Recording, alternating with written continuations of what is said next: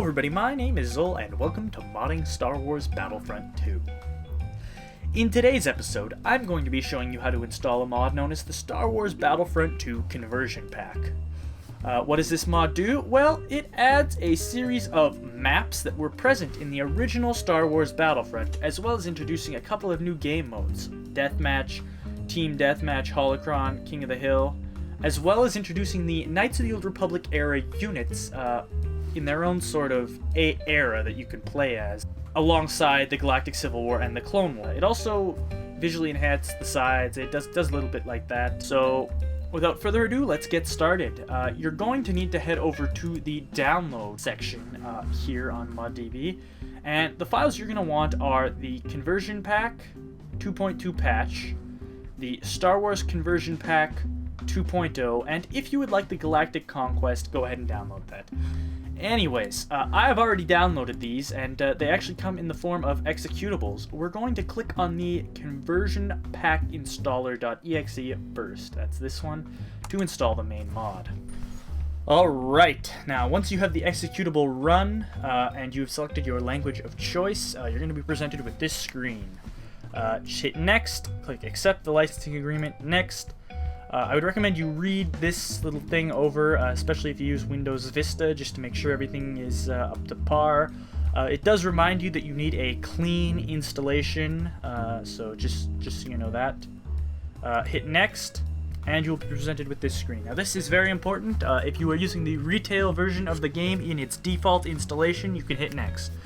If you are using the Steam version, or you've installed this anywhere other than where it defaultly installs to, you're going to have to click Browse, and you are going to have to find your Star Wars Battlefront 2 folder. I will put the default Steam location somewhere up here on the screen. Me personally, I have my Steam on my D drive, so I'm going to navigate there. Alright, now I've clicked on Star Wars Battlefront 2, and you can see that it adds game data automatically, so I don't need to worry about that.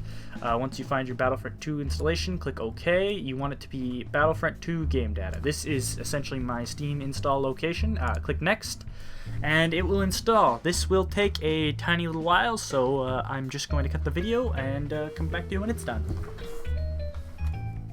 Alright, and now that the patch is done, little thank you here, just you can read through that. It also tells you where some documentation is concerning the unofficial patch and other such things, so take a look at that. But I'm going to be clicking Next, and that's it. That's installed. Now we're going to have to run the patch, so again, just double click on that. It always appears in the wrong area on my screen for some reason. Hit Run. Select your language of choice, Next, Accept, Next, Next. And again, you're going to have to find the right installation location. We've done this once before, so it's not going to be much of a concern for us. And now that I have that in again, hit Next. It'll take a few moments to install, and then we're going to check it out in-game just to see exactly what this mod has in store for us. Alright, so I've loaded up the Bespin Cloud City map, one of the new maps available, and as you can see, I selected the KOTOR area, so there is an Empire and Republic team. As you can notice, there's also a lot more classes. This is a feature of this mod. In the KOTOR era, there's actually a Bladesman as well as a pure support class. It also takes a lot more points to unlock the classes, as you can see, and they're a little bit more specialized, including a Jedi class for both factions that simulate the PC character choices available during the Jedi Civil War.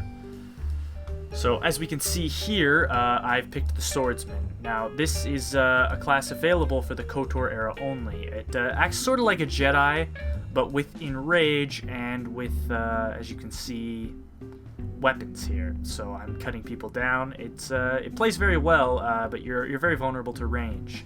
The new classes are an addition that are not only exclusive to the new factions. All factions have been redone and rebalanced to include these extra things.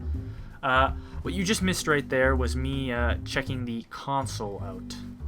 Essentially, this mod comes with the unofficial 1.3 patch, which features a fake console and free camera. This lets you do things like unlimited rounds, give everybody jetpacks, and other things like that. It's all in all very good.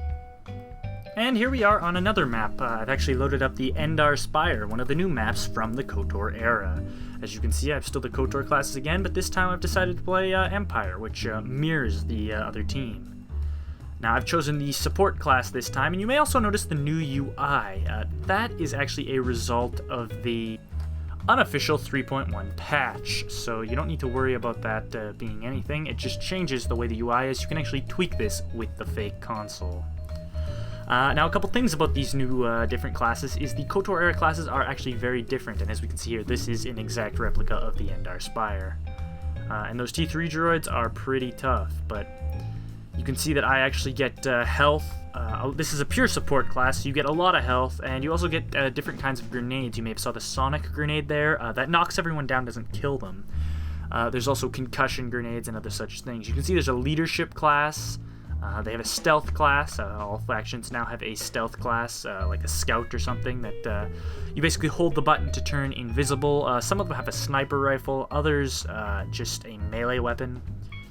But it sure has a lot of variety to the game. And this class right here is the Heavy Weapons Expert. Instead of having a missile launcher, you actually get sort of a better version of the chain gun that was a feature of the Clone Commander. As you can see, it's launching much more satisfying bullets that do a lot more damage than the puny little pea shooter that the Clone Commander initially had.